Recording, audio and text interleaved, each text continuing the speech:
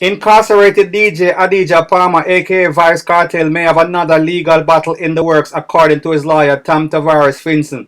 They are expected to make a bid to appeal his life sentence later this year.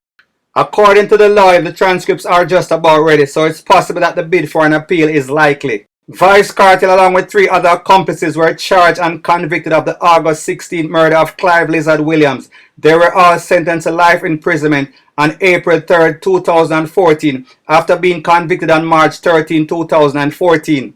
Vybz Kartel was sentenced to 35 years of hard labor before he would be eligible for parole. Sean Storm Campbell and Kahira Jones 25 years before they would be eligible for parole, and Andre St. John 30 years before he would be eligible for parole. All were sentenced by Justice Lennox Campbell. A 4th accused, Shane Williams, was acquitted by an 11-member jury. Vybz Kartel is being held at Horizon Adult Remand Center in Kingston, Jamaica.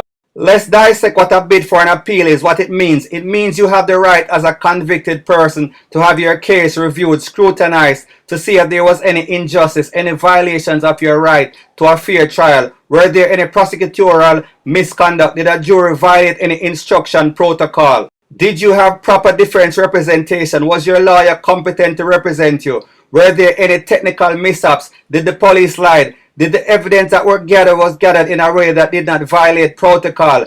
Did the judge err in allowing certain evidence amongst other things?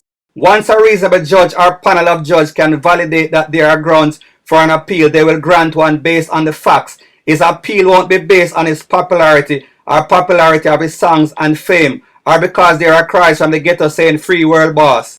Don't listen to people and think that because the JLP is in power and Vybz Kartel Lawyer is a JLP, that will be the determining factor. Jamaica is a corrupt country and that might have worked a few years back, but this is a high profile case, and just like there are people that want Vybz Kartel to be free, there are many other powers lurking in the shadows that want to keep him where he is locked up. Am I a conspiracy theorist? No, but facts are facts. These people are not the fans you see on YouTube and social media shouting Free World Boss and Gaza. They are the anti-Free World Boss movement. There are also families of the victim that will be putting up a strong opposition or resistance. What would happen if he was granted an appeal? Well, he could be granted a bail. Because of the severity of his charges, there would be stringent stipulation on his bail condition. He would be possibly on house arrest, where he could be home with his family, but I don't think he would be allowed to have certain shady looking characters hanging around. Sorry Gaza thugs, no strip joints or crazy wild parties, not in the open at least. What would happen if Kartel was really given an appeal, one day appeal? How many artists that act like they're on the Free World Boss movement